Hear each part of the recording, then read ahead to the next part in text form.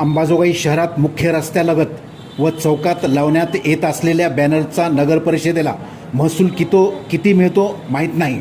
प्रशासनाला पाठीचे केले की कंत्राटदाराची हिंमत कशी वाढते पहा. बॅनर लावणाऱ्या कंत्राटदाराने बसस्टँडसमोर तहसील कार्यालयाच्या हद्दीत उभ्या असणाऱ्या लोखंडी स्ट्रक्चरवर बॅनर लावून संबंधिताकडून पैसे वसूल करत आहे. शहरात किती बॅनर लावले, कितीची पावती फाडली जाते हे तर कोणी पाहायला तयार नाही.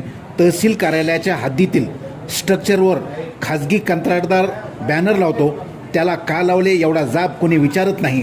त्यामुळेच कंत्राटदाराची एवढी हिंमत वाढली आहे. यापूर्वी अंबाजोगाई पंचायत समितीच्या परिसरातील लोखंडी स्ट्रक्चरवरही अशाच खाजगी नेत्यांच्या वाढदिवसाचे बॅनर लागले होते. असे जर प्रशासकीय कार्यालयाच्या परिसरात अशा पद्धतीने बॅनर लावण्याची पद्धत सुरू झाली तर मग कोणाला जाब विचारणार.